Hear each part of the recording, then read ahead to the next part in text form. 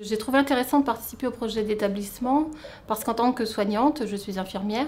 on me donnait la possibilité de confronter ma pratique soignante avec celle d'autres personnes comme les dirigeants de l'hôpital ou d'autres paramédicaux ou d'autres professions de l'établissement.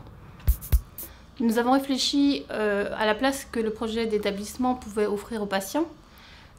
Il est important de se rappeler que le patient qui arrive à l'hôpital se retrouve dans des statuts complètement bouleversés au niveau social, professionnel, qu'il perd beaucoup de repères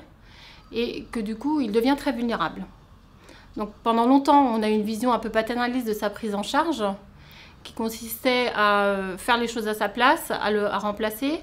et aussi à le mettre au centre d'un système de soins qui faisait en sorte qu'il devenait passif,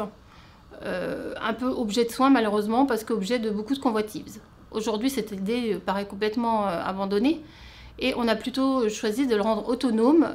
de rechercher son autonomie au maximum,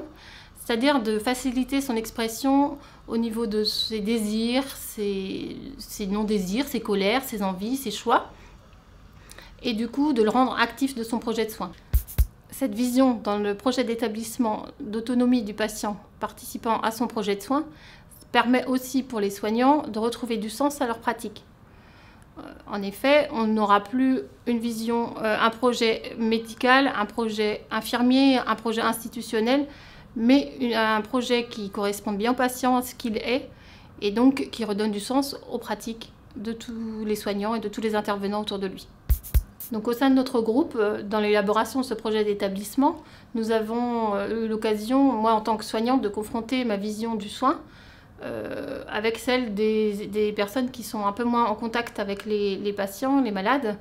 mais qui ont d'autres contraintes politiques, organisationnelles, et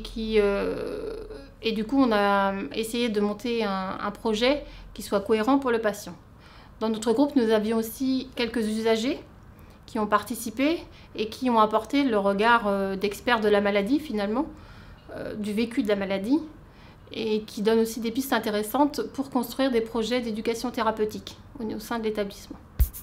Il semblait important que le projet d'établissement mette en avant le projet d'éducation thérapeutique du patient, parce que nous sommes un CHU, hôpital public, et que notre mission est aussi d'accompagner le patient dans la connaissance de sa maladie, dans les soins qui en découlent. Et d'ailleurs, lui, il est l'expert dans le vécu de la maladie. Nous apportons un savoir, une théorie, et lui, il apporte toute son expérience. Et là, on retrouve une certaine cohérence avec l'autonomie qu'on désire retrouver chez le patient.